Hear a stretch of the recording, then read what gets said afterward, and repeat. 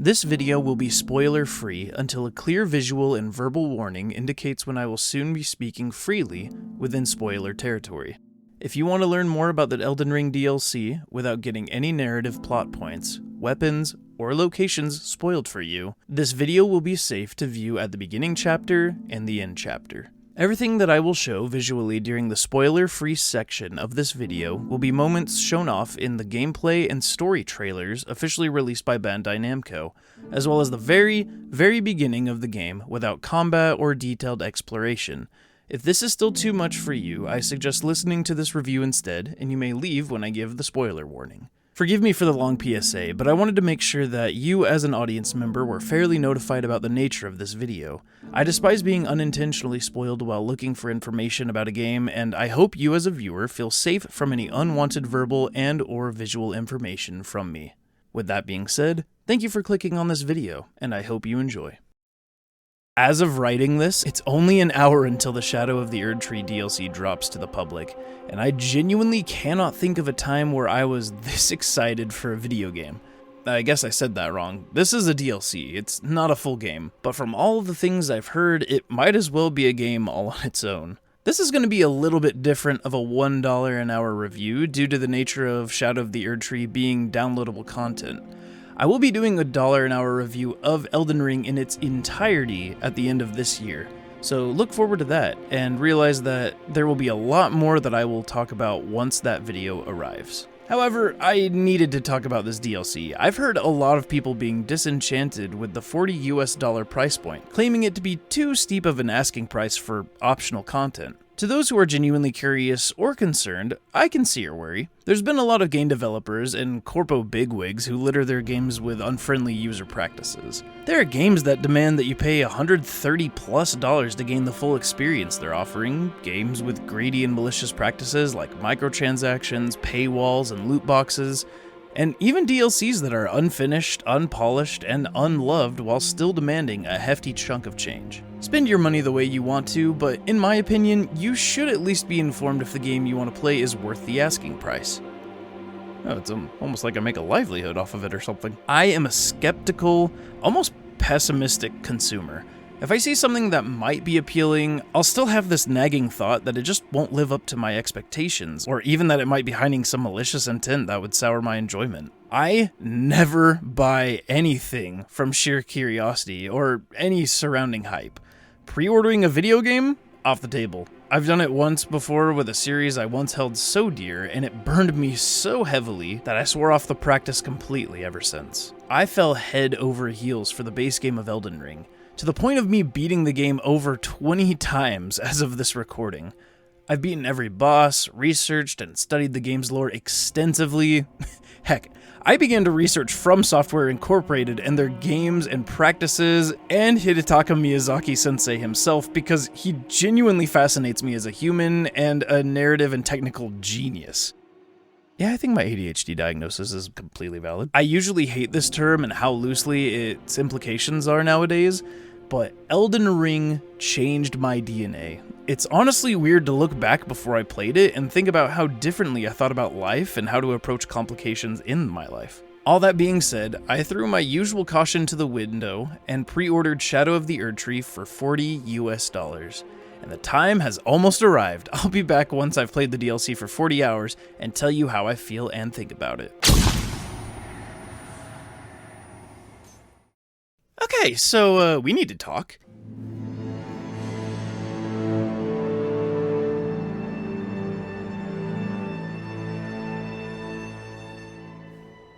I just gotta say, first off, this game immediately captures you with just how absolutely beautiful it is. The team over at FromSoft are incredibly talented, and the creativity in the landscape alone really shines through. That's not to mention the little things like the weapon and armor design, as well as the textures of the old buildings you come across. The base game has genuinely breathtaking visuals, and the DLC is absolutely no exception. It might be the honeymoon phase talking, but I think that the DLC is even more stunning than the base game. Now, I've heard it said that the music of Elden Ring is lackluster. Not true, like, at all. The music in the base game is incredible, ranging from peaceful to...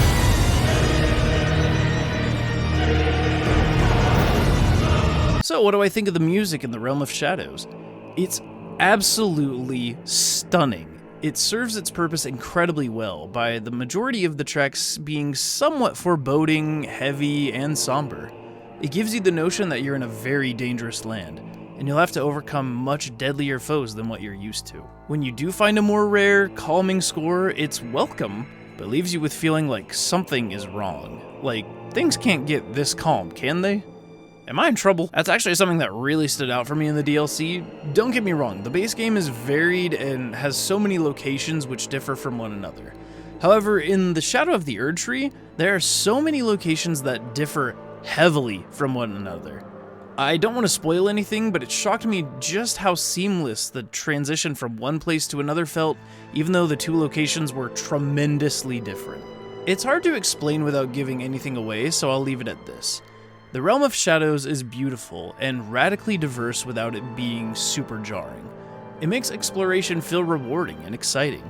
There were so many times where I audibly gasped because of how breathtaking everything was. I could pause anywhere and it would make for an excellent picture. Now we have to talk about the big elephant in the room. The bosses, and in tandem, the difficulty.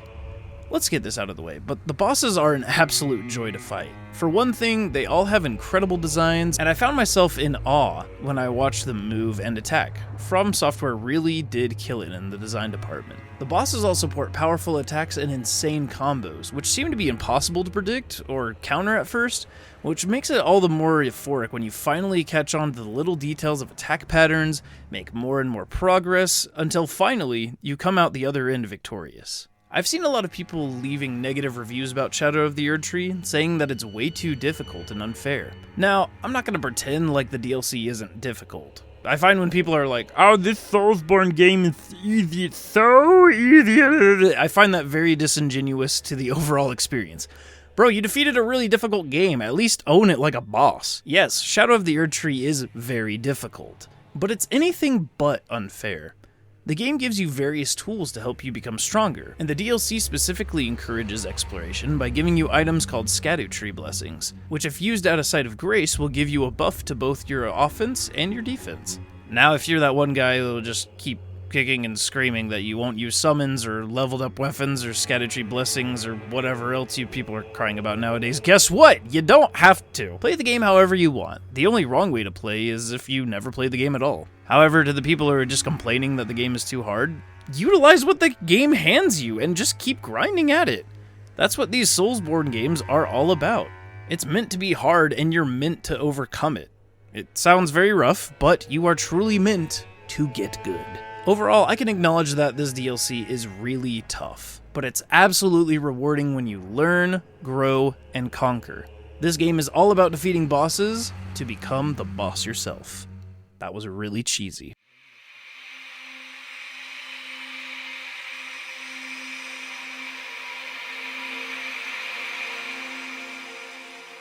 Before we go any further, I want to give a warning that I will be diving into spoilers, such as my thoughts on each of the major bosses, some narrative and story beats, and characters. This will not be a play-by-play of everything to experience within the game that will most likely be in my Elden Ring review later this year. However, if you would like to stay completely spoiler-free, please go to this timestamp here. Please do not allow me or anyone else to spoil the finer details of this game. With that being said, let us begin. I'm not the best when it comes to explaining the complex lore of the Lands Between, even though I've done a lot of dissecting it, and honestly, a lot of it makes sense to me, but getting my thoughts from my head out into spoken word is really not my strong suit. So I'm not going to try to explain too much story and lore-wise in this video. I'll let VodiVidya do that, because he's the professional. All you really need to know is that an Empyrean, or rather, a candidate for godhood, by the name of Mikola, has left the Lands Between and is traveling to the Realm of Shadows. Now, Mikola has impacted the main game so heavily, which is crazy because we never actually got to see him, but now this DLC gives us a chance to further discover his character. What is he doing in this different plane of existence? What is his end goal? This is what the Shadow of the Erdtree aims to tell. FromSoft has always been masters at storytelling through seemingly ambiguous narrative. Their world building is nigh unmatched, but they would never just outright tell you exactly what's going on. it's up to the player to piece all that together and figure out why everything is the way it is. That being said, I thought that this story, and what transpired in the DLC, was surprisingly straightforward. I mean, for Soulsborne game, that is. I credit that to the fact that we follow a small band of Miquella worshippers like Letta, Moore, Ansbach, and others very closely throughout the game. They themselves are interpreting just what Miquella is trying to accomplish, and they divest their information whenever they can to us. It makes the story feel much more narrative-driven, and I thought it was a very nice, fresh take on storytelling. Once again, there is still a lot to interpret on your own, but it isn't as daunting as most of From Software's library. Overall, I thought the narrative was very gripping, and did an outstanding job to deepen the existing lore, and it made me care so much more about characters I thought I knew, and equally made me love brand new characters. Moore is a treasure, and I love him. And now, it's time.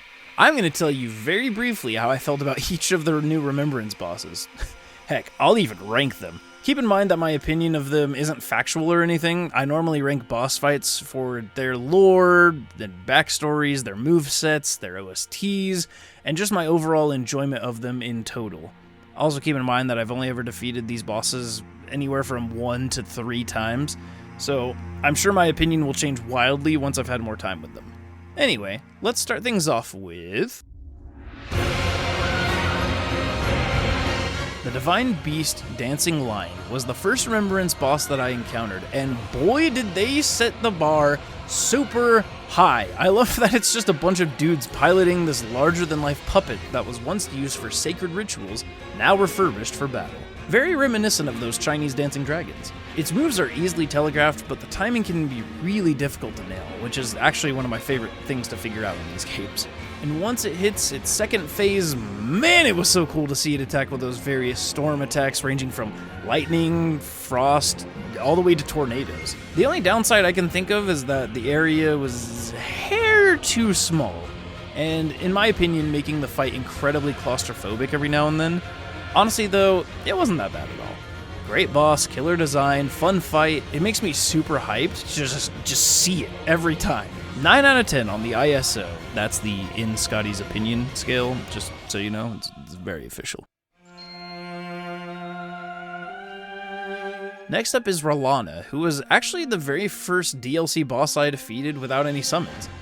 Yes, I summoned to learn the boss's patterns, leave me alone, purist. And man alive, she has a crazy aggressive moveset. Girl wouldn't let me breathe at all. Really cool fight overall though. At first, I was a little underwhelmed by her basic sword swings. Like, it wasn't bad, but I was just wanting a little more from a Karya. Yo, magic and fire swords, let's go! I love the simple transition into her second phase, and I really like her added attacks, especially the wicked cool twin moon attack that I died to a couple hundred times before I realized that I have a jump button. I love the lore of her being Renala's sister, and how she learned pyromancies after she disavowed her birthright and followed Messmer. A very cool character.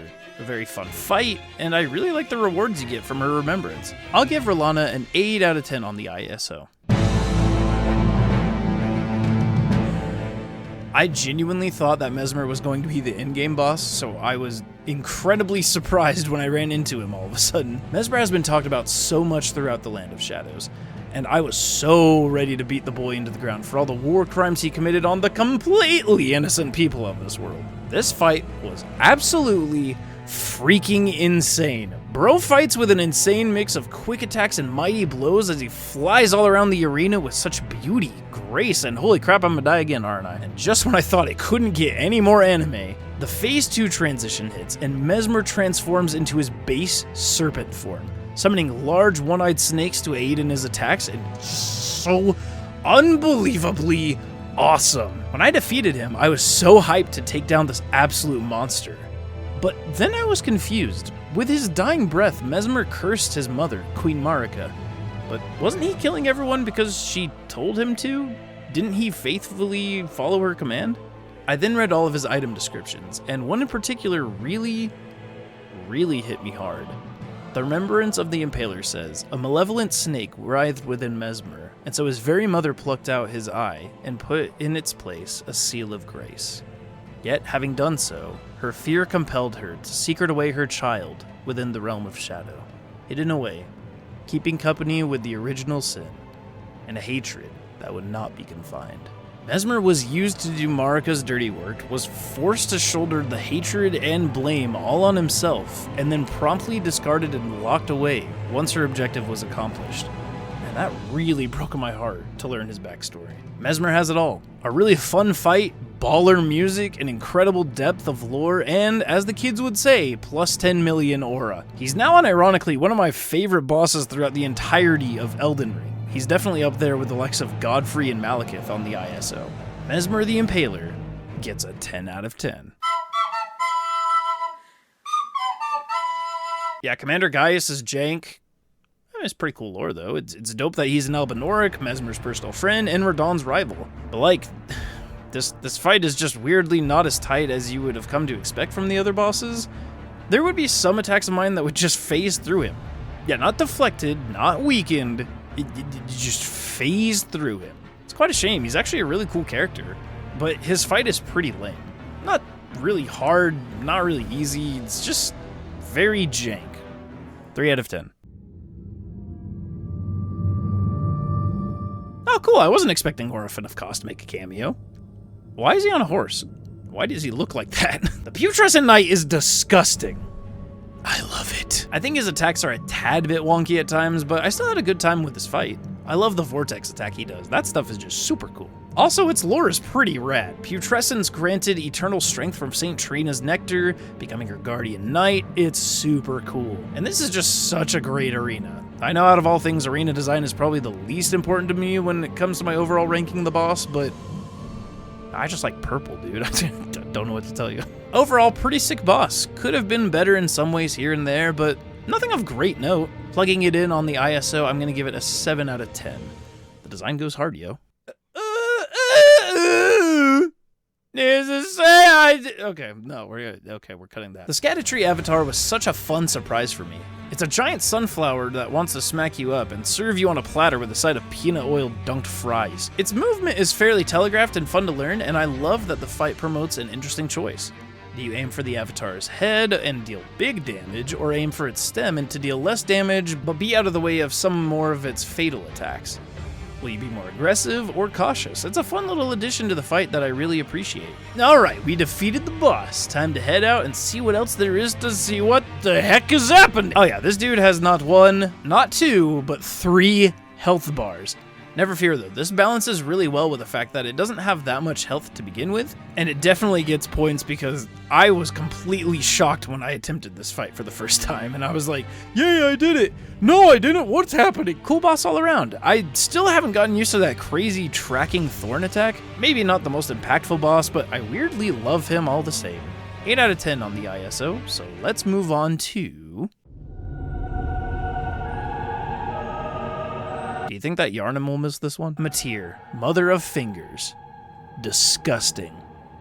And I love it! In all seriousness, Matir's fight is visually very cool. It does lack a little something though. I can't put my finger on it. It's a finger. It's funny because it's a finger. All seriousness, I can't put my finger on it, but I think the boss would have benefited from being just a little less flighty, maybe a little bit more challenging. I don't know. I'll have to fight her a few more times to get a more solid opinion. However, Matir recontextualizes literally everything we thought we knew about the lore of the two fingers being able to commune with a greater will. The lore we learn is game-changing. Not a bad boss at all, a tad bit underwhelming, but very cool in presentation and absolutely mind-blowing in lore. I really gotta hand it to her. 7.5 out of 10. Sorry. Romina, Saint of the Bud, is a boss that gives me a weird amount of anxiety.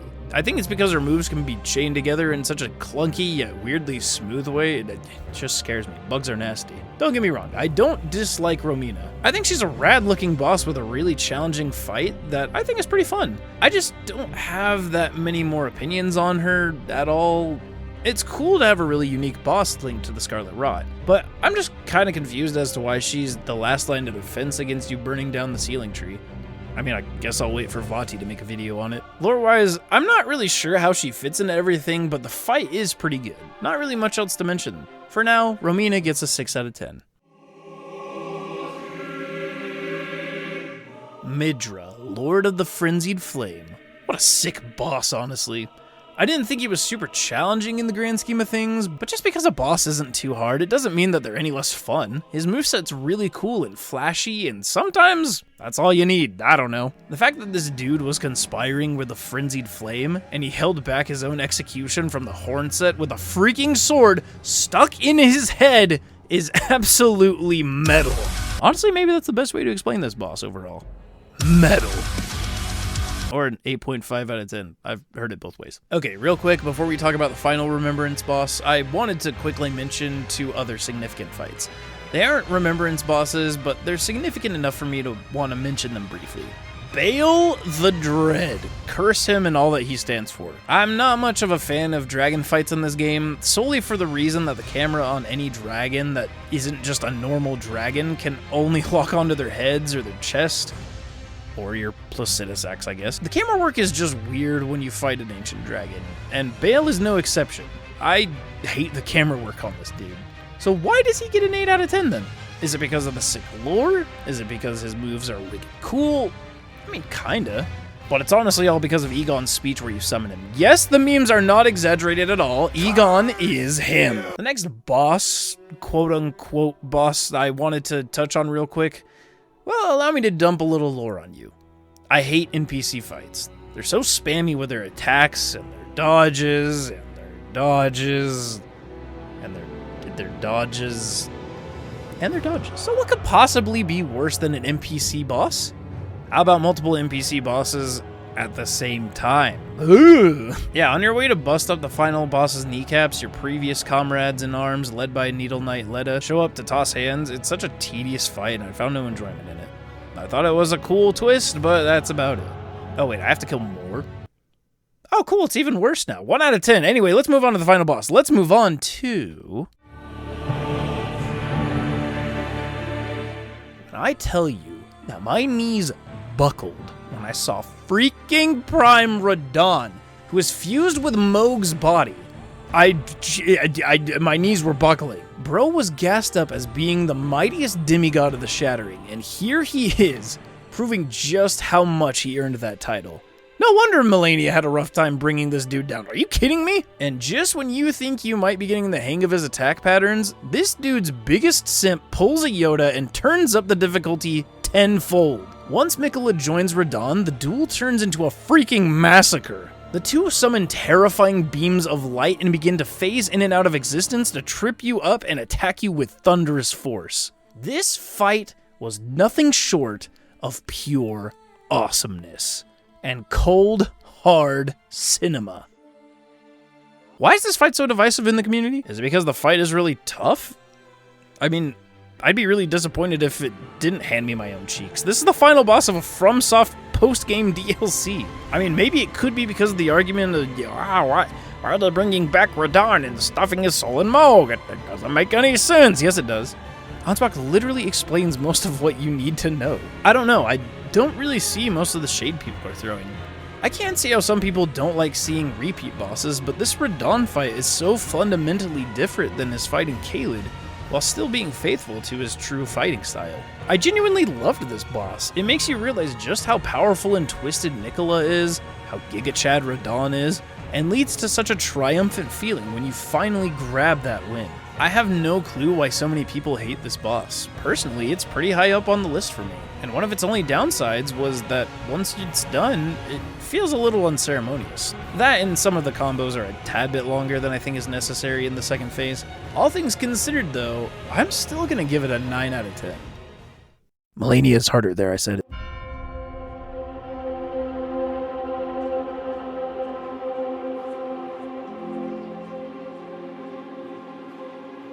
I cannot express just how much I was looking forward to the Elden Ring DLC, and even though I knew FromSoft would deliver, I had not anticipated just how glorious the overall experience of Shadow of the Erdtree would be. This DLC somehow does the unthinkable in making a masterpiece of a game even more incredible. The realm of Shadow is such a joy to explore, and so rewarding in return. The characters are endearing, the lore is magnificent, and the challenge is immaculate. Even after all my time in the DLC, there's still so much I have yet to explore. I want to go and collect everything I can. I want to learn the area and be as familiar with it as I am the base game. Even after everything I accomplished, I still crave to go back. Elden Ring is tied for my favorite game of all time, and Shadow of the Erdtree is a masterful addition that makes its overall quality nigh untouchable. This is what video game DLC should be. A product of passion, quantity, and quality content, and an experience that strengthens the main game. If you aren't a fan of Elden Ring, or Soulsborne, or Souls-like in general, this DLC might not be what changes your mind. This DLC is more Elden Ring, and even though I think that's a great thing, I doubt it'll do anything to make you fall in love with the genre as it did for me. However, if you do like Elden Ring, the genre of soul games, if you want a challenging yet rewarding experience, or you just like big, fat, juicy lore, this DLC is for you. I cannot recommend this game enough. Yeah, not DLC. Shadow of the Erdtree has enough quality content to rival even full-fledged titles. Art like this is so rare to come by nowadays. I doubted such an experience could ever exist, and yet Shadow of the Erdtree has made me a believer. So, what's the final verdict? Is the Elden Ring DLC, Shadow of the Erdtree, worth $1 an hour? Yes, and give me DLC. Wait, that ranking doesn't work if it's already a DLC. Yes, and give me even more DLC. Okay. A massive thank you to all of you who are members of the channel, especially the biggest patrons of the month, my pal Johnny Appleseed and Telemachus826. If you want to support the channel and gain access to cool perks like exclusive videos, stream VODs, and more, click the join button to learn how. Love, peace, and chicken grease. Bye-bye.